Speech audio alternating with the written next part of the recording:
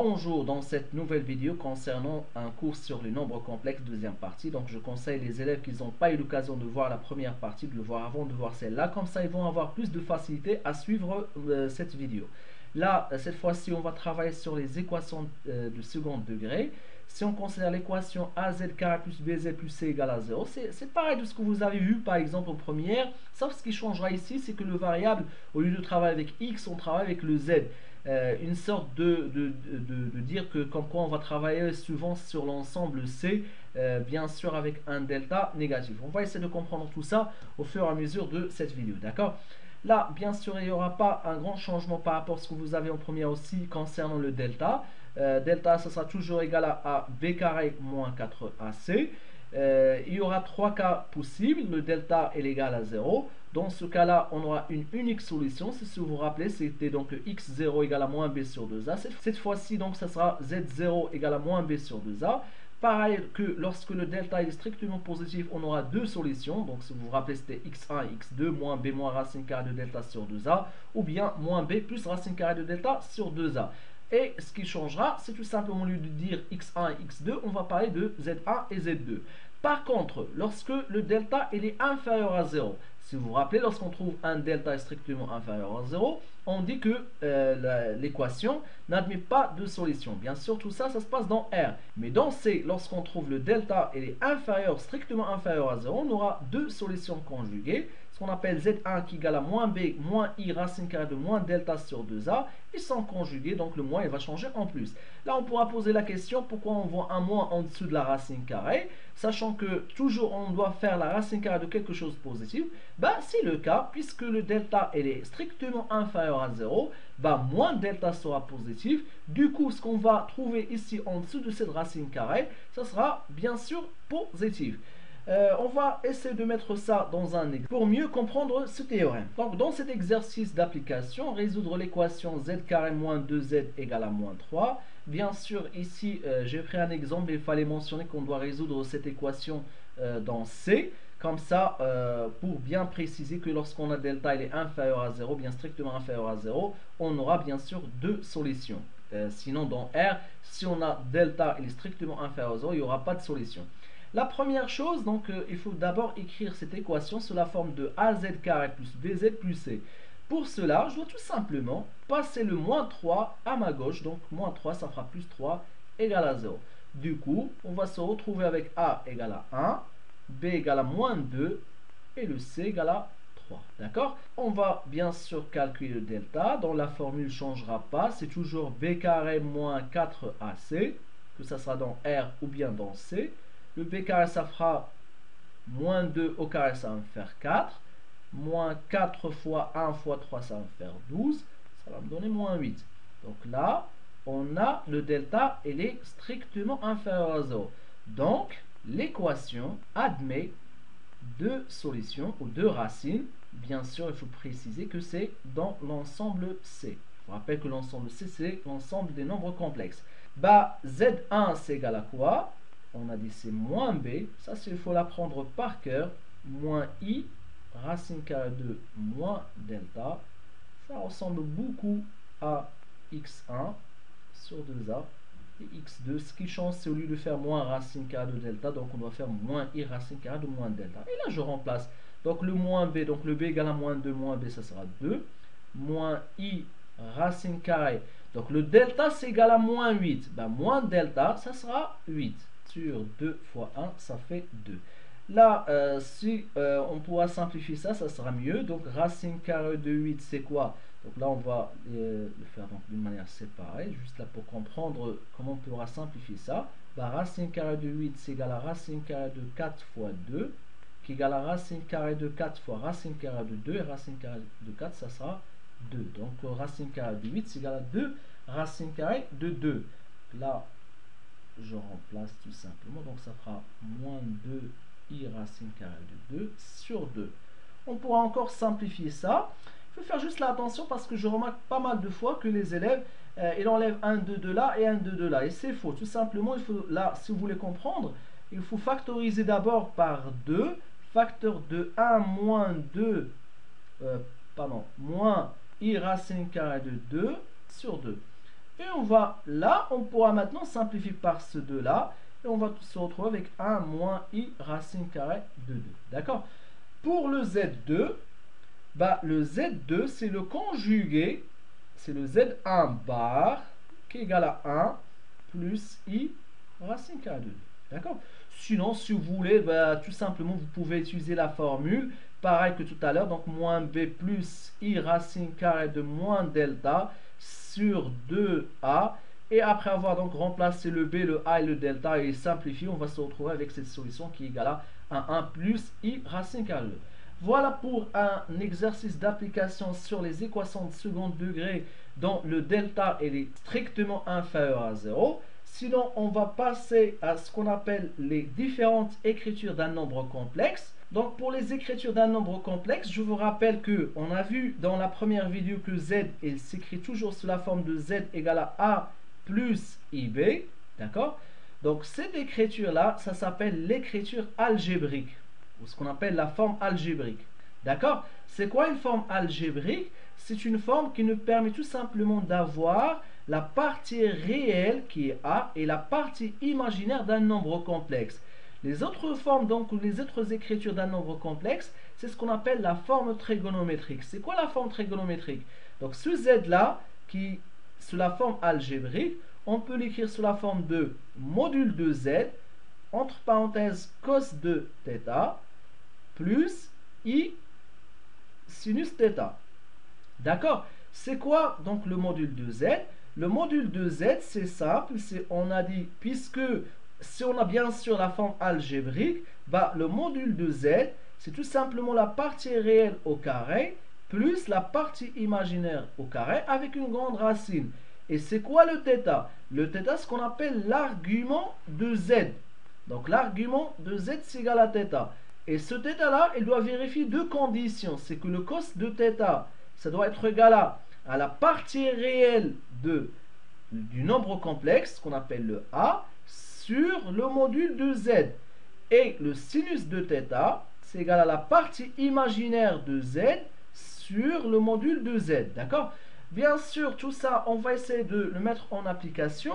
Mais avant de passer à l'application sur la forme trigonométrique à partir d'une forme algébrique, on doit aussi parler de ce qu'on appelle la forme exponentielle. D'accord?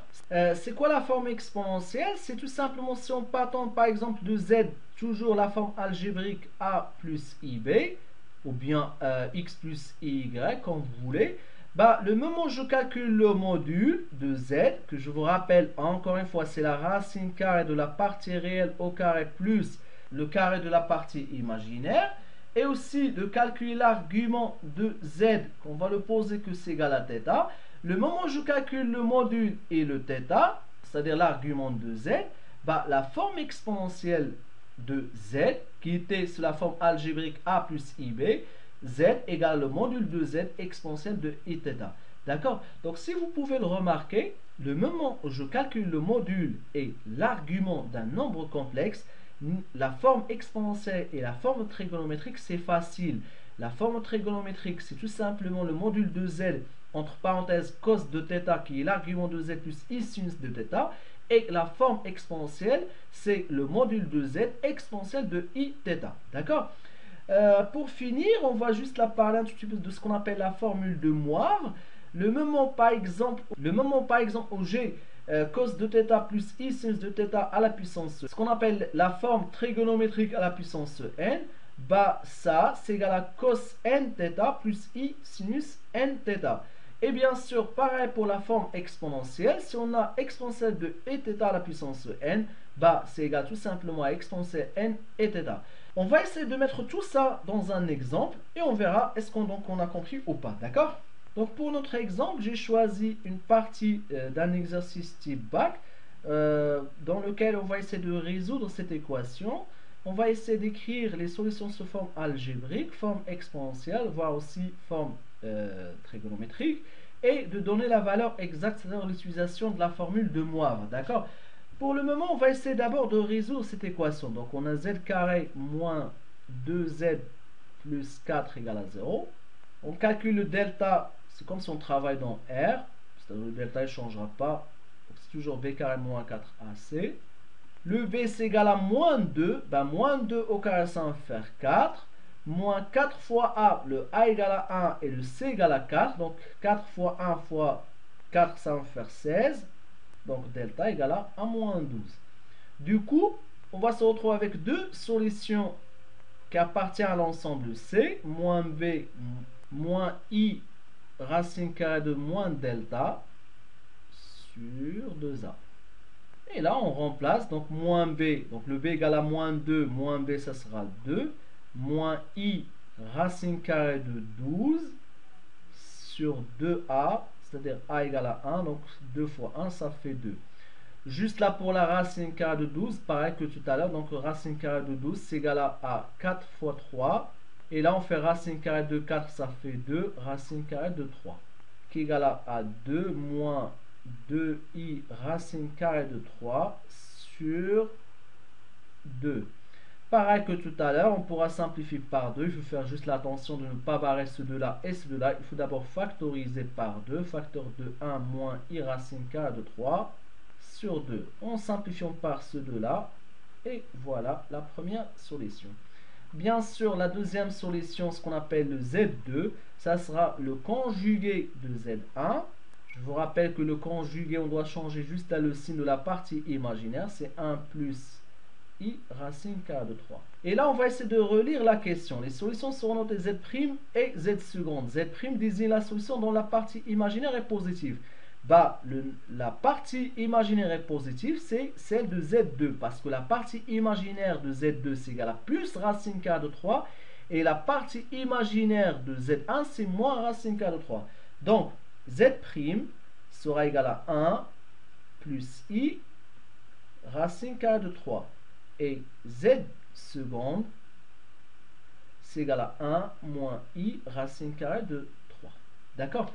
Voilà pour les deux solutions. Ils sont déjà sous la forme algébrique puisqu'on voit la partie réelle et la partie imaginaire de chacune de ces deux solutions.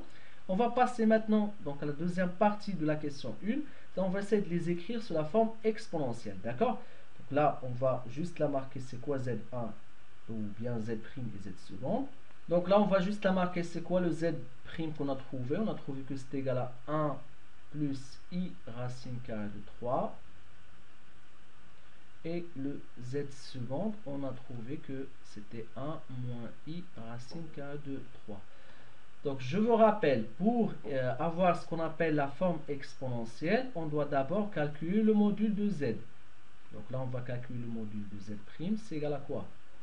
C'est égal à partie réelle au carré, c'est-à-dire 1 au carré, plus la partie imaginaire au carré. 1 au carré, ça fait 1. Racine carrée de 3 au carré, ça fait 3. 3 plus 1, ça fait 4. Racine carrée de 4, ça fera 2. Après, je dois calculer donc l'argument de Z'. Donc, soit θ égale à arc de Z'. Avec, c'est quoi ce θ? Il faut que le cosinus de θ, il doit être égal à la partie réelle, qui est égale à 1, sur le module, c'est 2. Et le sinus de θ, ça doit être égal à la partie imaginaire, racine carrée de 3, sur 2. Bah, c'est quoi l'angle dont le cosinus égale à 1 demi et le sinus égale à racine carrée de 3? Là, par exemple, je peux tracer un cercle trigonométrique. Bah, le cosinus égale à 1 demi, donc ça va être là. Et ça, c'est quoi? Ça, c'est pi sur 3. D'accord? Donc, arc de Z' égale à pi sur 3. D'accord? Bah, je vous rappelle, le moment où on trouve le module d'un nombre complexe, là, le module, c'est égal à 2. Et l'argument d'un nombre complexe, ici, c'est égal à pi sur 3. Bah, si vous voulez l'écrire sous la forme trégo, c'est simple. On fait le module facteur de cos de pi sur 3 plus i sinus de pi sur 3. D'accord? Et si on veut la forme exponentielle, ben on fait le module expo de i pi sur 3 ou bien i pi sur 3 fois i. Voilà pour la forme trégo et la forme exponentielle de ce nombre complexe qui est z' égale à 1 plus i racine k de 3. Donc sa forme exponentielle, c'est le module, c'est-à-dire 2 exponentielle de i pi sur 3. Voilà, comme vous pouvez le remarquer, le moment où je calcule le module de l'argument, donc j'aurai pas du mal à répondre à la question, c'est-à-dire de changer la forme algébrique en forme très gros, bien en forme exponentielle. On va essayer de refaire la même chose pour z seconde. On calcule d'abord le module de z seconde, qui est égal à la racine carrée de la partie réelle au carré, plus la partie imaginaire. Là, il faut faire attention de mettre entre parenthèses, donc au carré. On va calculer ça. 1 au carré, ça fait 1, moins racine carrée de 3 au carré, ça fait 3, plus 1, ça fait 4, racine carrée de 4, ça fait 2. Donc, le Z1 ou bien le Z', le Z second, ils ont le même module, d'accord? Et d'ailleurs, c'est ce qu'on trouve en général lorsqu'on a deux solutions conjuguées. On a vu que deux points conjugués ou bien deux nombres complexes conjugués, ils sont symétriques par rapport à l'axe des abscisses. Donc, ils vont se retrouver à la même distance par rapport à l'origine. Sinon, là, pour l'instant, on va rester concentré sur l'écriture exponentielle et très beau. Là, on va poser par exemple soit θ' égale à l'argument de z seconde. Ou bien là, vous pouvez poser θ' et là θ seconde. Ça ne changera rien puisque donc si vous marquez, ça représente quoi le θ' ou bien le θ. Là, pareil, donc on doit avoir deux conditions pour ce θ'. C'est égal à cos de θ' égale à, je vous rappelle, la partie réelle qui est égale à 1, bien sûr de z seconde, sur le module. Et le sinus de θ', ça va faire la partie imaginaire qui est moins racine k de 3 sur le module. Toujours, je travaille avec le même cercle trigonométrique. Le cosinus égale à 1 demi, d'accord? Cette fois-ci, le sinus, il faut qu'il soit négatif. Pourquoi tout à l'heure, j'ai choisi directement le pi sur 3? Parce que le sinus était positif. Du coup, ça doit être resté dans le premier quart du cercle. Mais là, puisque le sinus est négatif, donc là, on doit travailler dans le quatrième quart du cercle, c'est-à-dire donc ici, et là, ça sera moins pi sur 3. D'accord? Ça, c'est pour la mesure principale. Donc, l'argument de z seconde, c'est égal à moins pi sur 3. Le moment où je calcule le module et l'argument, l'écriture exponentielle ou trigonométrique seront faciles.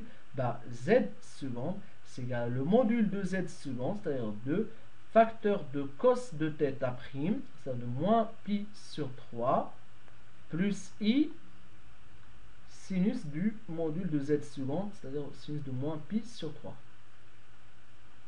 Et pour l'écriture exponentielle, toujours le module exponentielle i θ. Et là, c'est i θ', donc ça sera moins pi sur 3 de i. Voilà pour l'écriture exponentielle très de ces deux nombres complexes qui étaient sous la forme algébrique. Maintenant, on va passer à la question suivante, c'est-à-dire l'application de la formule de Moivre. Pour la question suivante, il faut donner la valeur exacte de z' à la puissance 2004 sous forme exponentielle puis sous forme algébrique. D'accord? Donc, je vous rappelle que z', déjà, on a trouvé que c'est égal à 2 exponentielle de pi sur 3 i. Ça, c'est ce qu'on a trouvé dans la deuxième partie de la question 1. Je vous rappelle aussi la formule de Moivre. Si on a exponentielle de i θ à la puissance n, cela veut dire ce qui est égal à exponentielle de i n θ. D'accord? Donc on va utiliser là le résultat qu'on a trouvé dans la première question et la formule de Moivre pour calculer ce qu'on appelle z' à la puissance. Vous pouvez le calculer à la puissance ce que vous voulez, là, puisqu'ils vont demander 2004. C'est égal à tout simplement, là je remplace le z', c'est égal à 2 exponentielle de pi sur 3 i, le tout à la puissance 2004. D'accord? Je vous rappelle aussi, si on a a fois b, le tout à la puissance n, c'est égal à a à la puissance n fois b à la puissance n. C'est-à-dire là, le a c'est à la puissance n, c'est-à-dire 2 à la puissance 2004 fois exponentielle de pi sur 3 et à la puissance 2004. Et c'est là où je dois appliquer la formule de Moivre, c'est-à-dire ça va me faire 2 à la puissance 2004 fois exponentielle pi sur 3 fois 2004 i.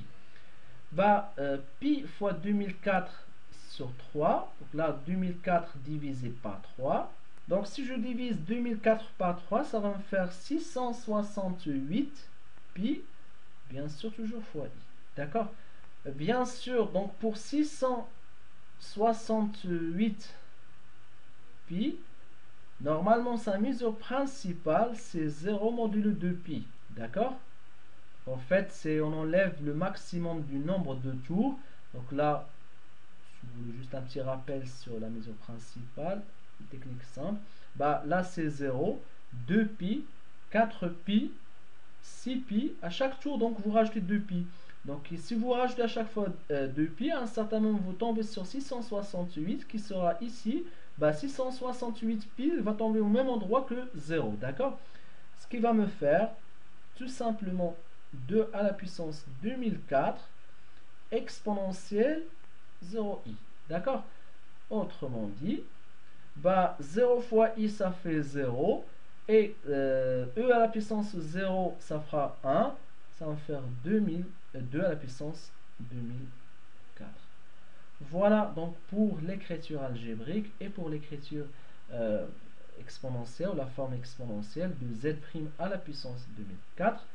Bah, j'espère que vous avez compris ce qu'on appelle l'écriture algébrique ou la forme algébrique. Le passage de la forme algébrique à la forme trégo, qu'on a dit que tout simplement pour faire le passage de la forme algébrique à la forme trégo, il faut tout simplement calculer le module et l'argument de z.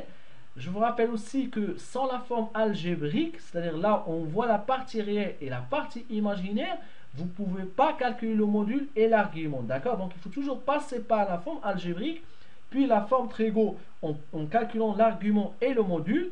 Et le moment où je calcule l'argument et le module, je pourrai en déduire facilement la forme trégo et la forme exponentielle.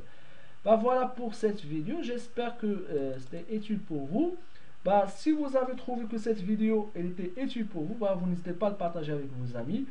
Sinon, si vous voulez suivre la suite de mes cours pour le programme de terminale, n'hésitez pas à s'abonner dans ma chaîne. Et sinon, donc, il me reste à vous souhaiter bonne chance et bon courage. Et à la prochaine vidéo.